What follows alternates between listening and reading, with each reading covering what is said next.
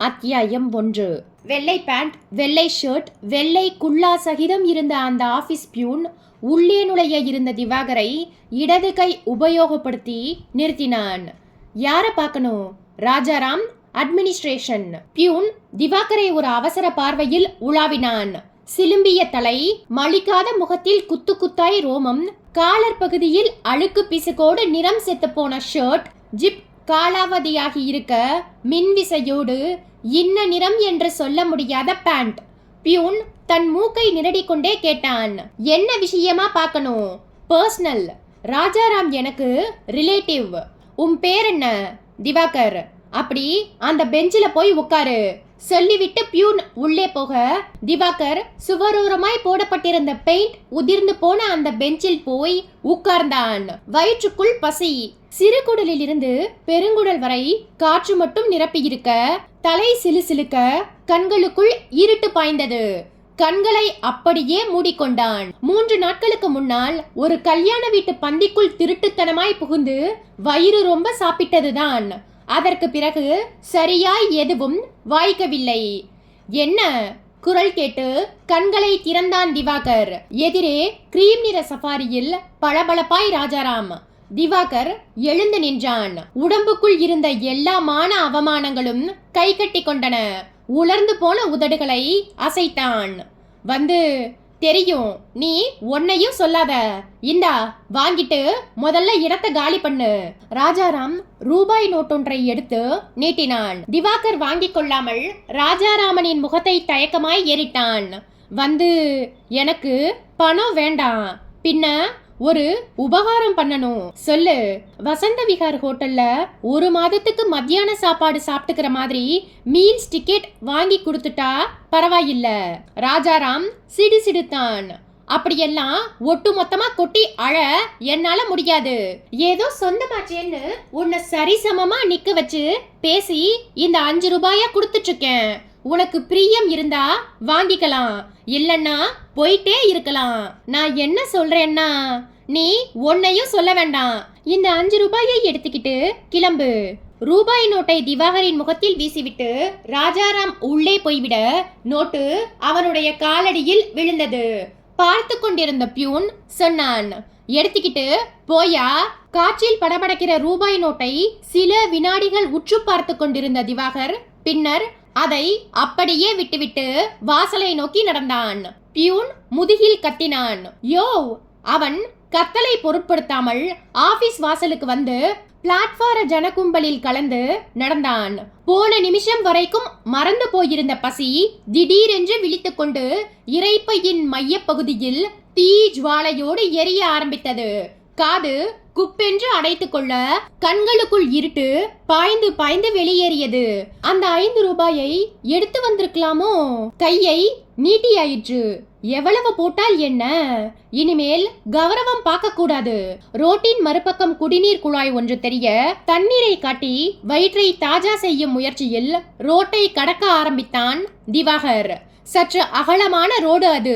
2 திசைகளிலும் கார்கள் sir sir என்று பாய்ந்து கொண்டிருக்க, உடம்பில் இருந்த கொஞ்ச நஞ்ச வலுவையும் திரட்டி கொண்டு திவாகர் நடந்தான். மஞ்சள் கேட்டை நெருங்கும் போது தலை கிரிகிரித்தது.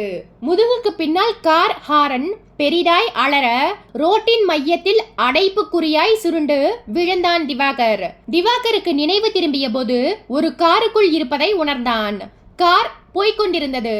ஏர் கண்டிஷனரின் இரைச்சல். பின் சீட்டில் படுக்க வைக்கப்பட்டிருந்த திவாகர் மெல்ல எழுந்து உட்கார்ந்தான். சோடாவோ தண்ணீரோ புகட்டி இருக்க வேண்டும். சட்டை நனைந்திருந்தது.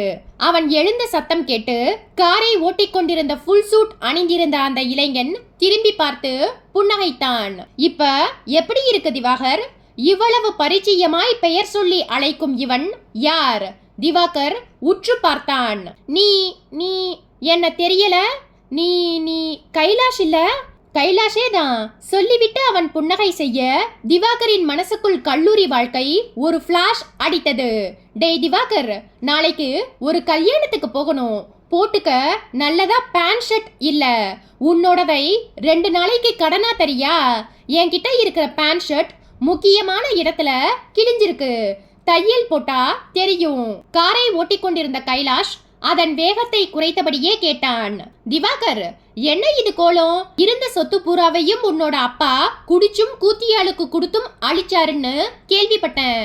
இருந்தாலும் நீ படிச்சவன், ஒரு வேலையை தேடிக்கிட்டு கௌரவமாய் இருந்திருக்கலாமே. திவாகர் பசி களைப்போடு சீட்டுக்கு சாய்ந்து பெருமூச்சொன்றை விட்டபடி சொன்னான். வேலை கிடைச்சாதானே? என்னடா இது அநியாயமா இருக்கு. யுனிவர்சிட்டி கோல்டு மெடலிஸ்ட் இல்லையா நீ?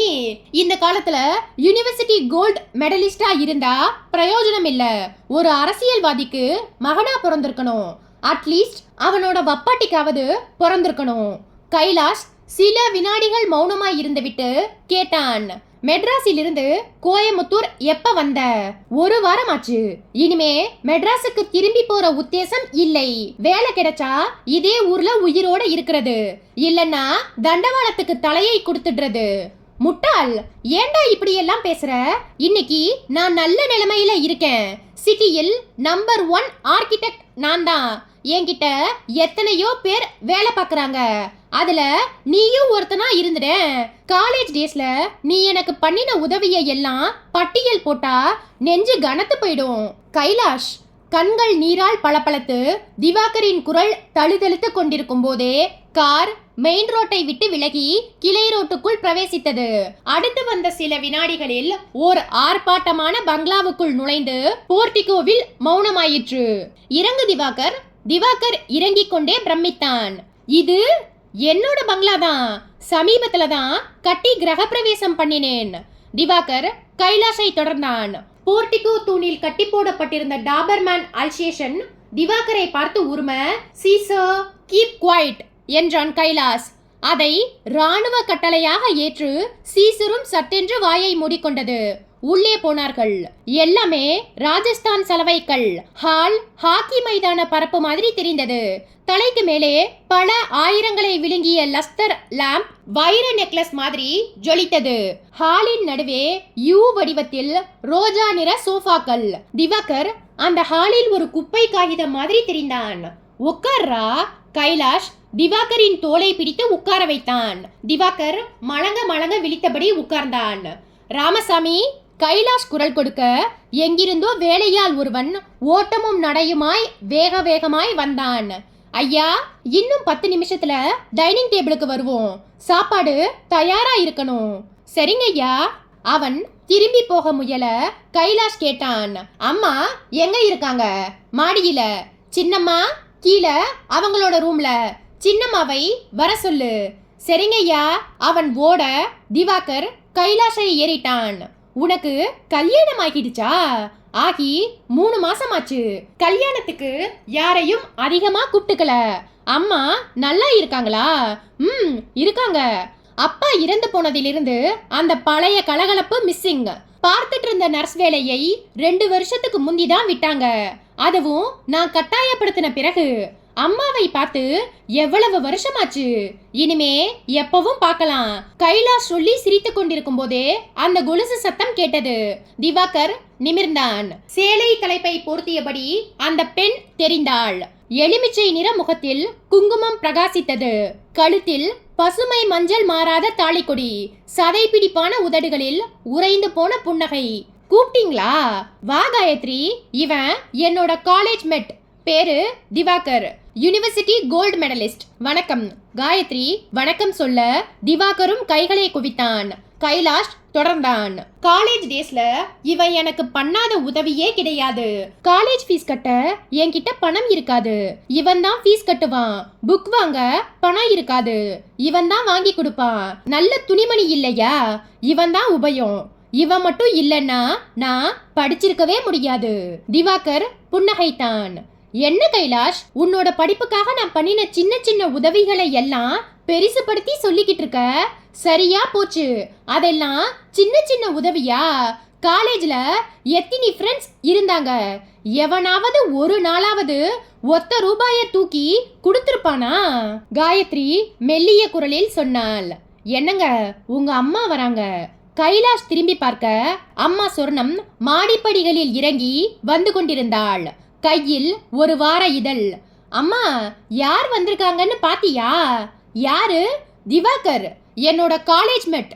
என் படிப்புக்காக கரன்சியை தண்ணி மாதிரி செலவு பண்ணி சொர்ணம் மலர்ந்தாள். திவாகரா, என்னப்பா இப்படி இருக்க? உடம்புக்கு ஏதாவது முடியலையா? அதெல்லாம் ஒண்ணுமில்லம்மா.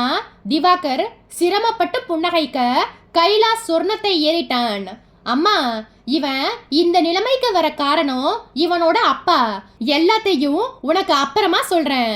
இவன் முதல்ல சாப்பிடணும். கூட்டிட்டு போடா சொன்ன சொர்ணம் கையில் இருந்த வார இதழை பிரித்து வைத்துக்கொண்டு சோபாவுக்கு சாய்ந்து அதில் இருந்த புதிர்கட்டத்தை பூர்த்தி செய்ய ஆரம்பித்தாள். வாஷ்பேஷனை நோக்கி நடக்கும்போது கைலாஷ் சொன்னான், அம்மாவுக்கு இதே வேலைதான்.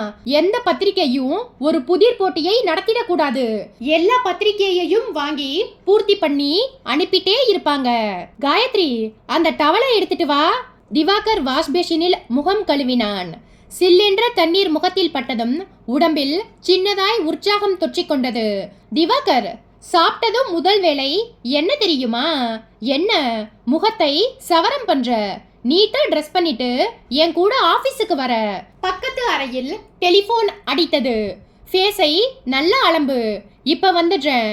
கைலாஷ் சொல்லிவிட்டு பக்கத்து அறையை நோக்கி போக திவாகர் முகத்தை அலம்பி முடித்து திரும்பினான். கையில் டவலோடு கைலாஷின் மனைவி காயத்ரி நின்றிருந்தாள். இந்தாங்க டவல்.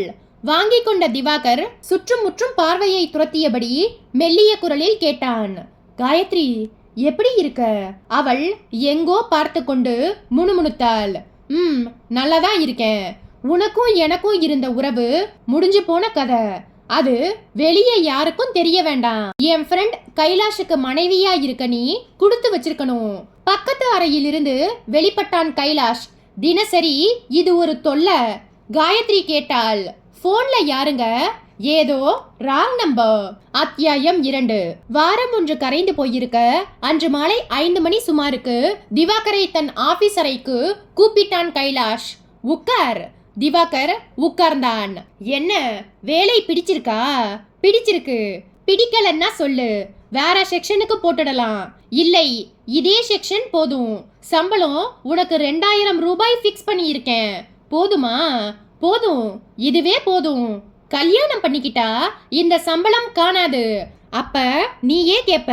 நான் கல்யாணமே பண்ணிக்க போறதில்ல. அட ஏண்டா? பெருசா காரணம் எதுவும் இல்ல, வேண்டாமேன்னு தான். கைலாஷ் சிரித்தான். 1 வருஷம் போகட்டும். இந்த ஊர் பொண்ணுகளை பார்க்க பார்க்க உனக்கு கல்யாண ஆசை தன்னால வரும். திவாகர் சிரித்து கொண்டு மௌனமாய் இருக்க கைலாஷ் கேட்டான், இப்ப வாடகைக்கு எடுத்திருக்கிற வீடு வசதியா இருக்கா? பரவாயில்ல.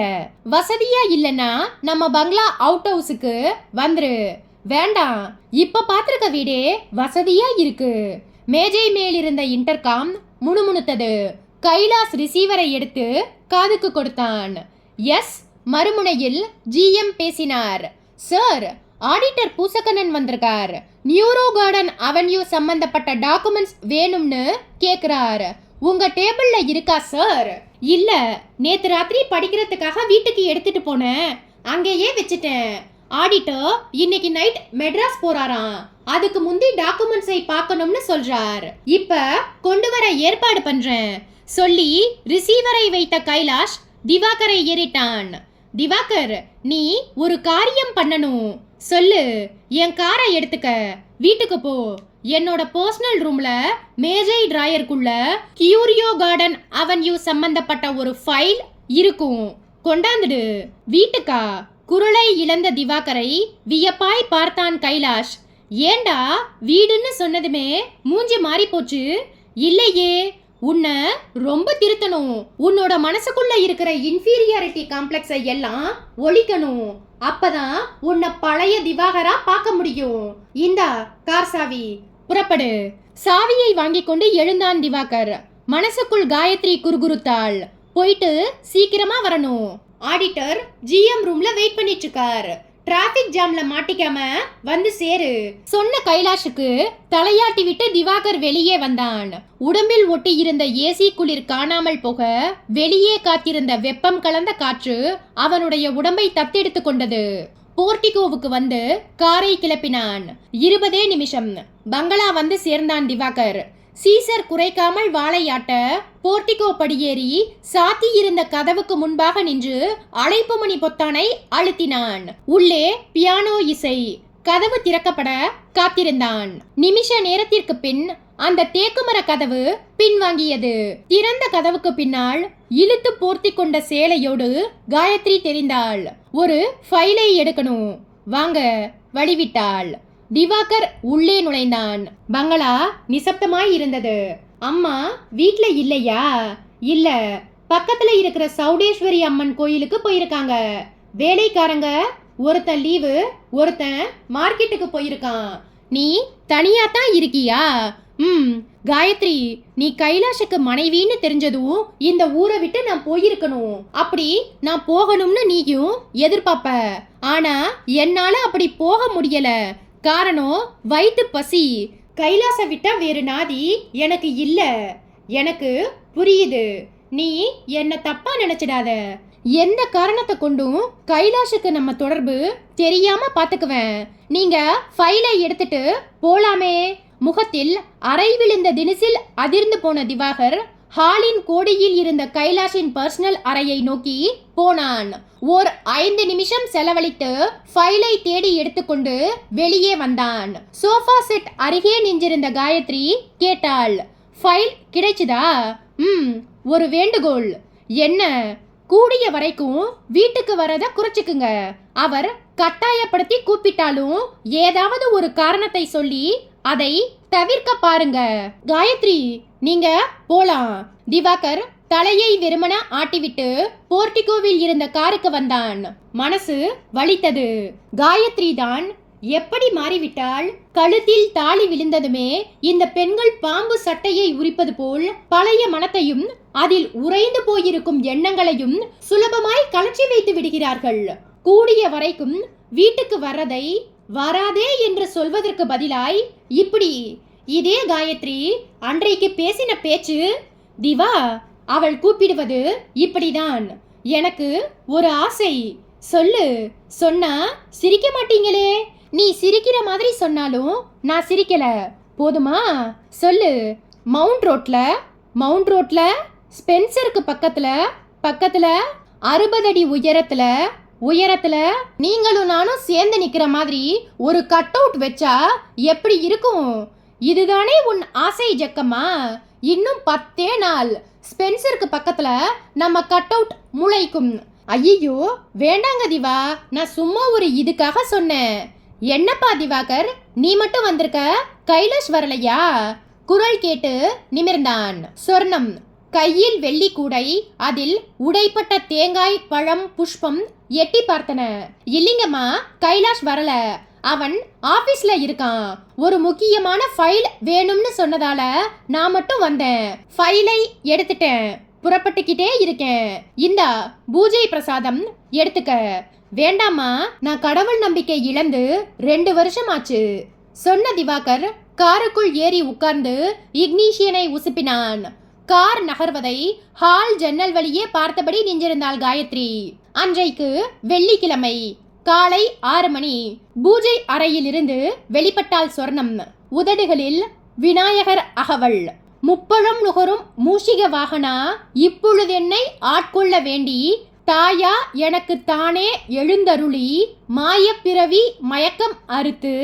அத்த பால் டம்ளருடன் எதிர்பட்டாள் காயத்ரி. தலைக்கு குளித்ததன் அடையாளமாக கொண்டையில் டவல் தெரிந்தது. பால் டம்ளரை வாங்கி கொண்டே சொர்ணம் கேட்டாள், கைலாஷ் எந்திரிச்சு வாக்கிங் போயிட்டானா? தெரியல அத்த. என்ன தெரியலன்னு சொல்ற?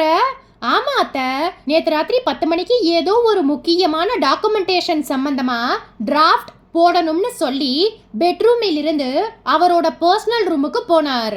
போனதும் ஃபைல்ஸ் பார்த்துட்டு வழக்கம் போல அந்த ரூம்லயே படுத்து தூங்கிட்டார் போல் இருக்கு. சரி, காப்பியை கலந்துட்டு போய் அவனை எழுப்பு. சொர்ணம் சொன்ன வினாடி டெலிபோன் கூப்பிட்டது. காயத்ரி ஒரு வினாடி தயங்கிவிட்டு போய் ரிசீவரை எடுத்து காதுக்கு கொடுத்தாள். ஹலோ. மறுமுனை கரகரத்தது. நான் திவாகர் பேசுறேன். காயத்ரி சில வினாடி மௌனத்திற்கு பிறகு கேட்டாள், என்ன? கைலாஷ் கிட்ட கொஞ்சம் பேசணும். அவர் தூங்கிட்டு இருக்கார். சிரமம் பார்க்காம கொஞ்சம் எழுப்ப முடியுமா? என்ன விஷயம்? மெட்ராஸ்ல எனக்கு ஒரு அவசர வேலை இருக்கு. 2 நாள் லீவ் வேணும். கைலாஷ் கிட்ட சொல்லிட்டு உடனே கிளம்பணும். ஒரு நிமிஷம் லயன்ல இருங்க. ரிசீவரை மேஜையின் மேல் ஒரு கழித்து படுக்க வைத்தாள். சொர்ணம் கேட்டாள். போன்ல யாரு? அவரோட சிநேகிதர் திவாகர். சரி, கைலாஷை நான் எழுப்பி விடுறேன். போய் காப்பி கலந்துட்டு வா. காயத்ரி தலையாட்டி விட்டு சமையலறை பக்கம் போக சொர்ணம் கைலாசின் பர்சனல் அறையை நோக்கி நடந்தாள். அறை வந்தது. கதவின் மேல் கையை வைக்க அது உட்பக்கமாய் தாளிடப்பட்டிருந்தது. தட்டினாள். டே கைலாஷ், தட் தட். கைலாஷ். அறைக்குள்ளிருந்து எந்த சத்தமும் இல்லை. Kailash, Kailash. That that that. ஒரு சத்தம் கொடுத்தா எந்திரிச்சுக்குவான். இன்னைக்கு என்ன இப்படி தூங்குறான்? உறக்க சொன்னவள் கதவின் சாவி துவாரத்தில் கண்ணை வைத்து பார்த்தாள். கைலாஷ் படுக்கையில் மல்லாந்து தெரிந்தான். தடித்த வாய், நிலைத்த கண்கள், கடைவாயோரம் வலிந்து உறைந்து போன ரத்தம். சொர்ணம் வீறிட்டாள். காயத்ரி.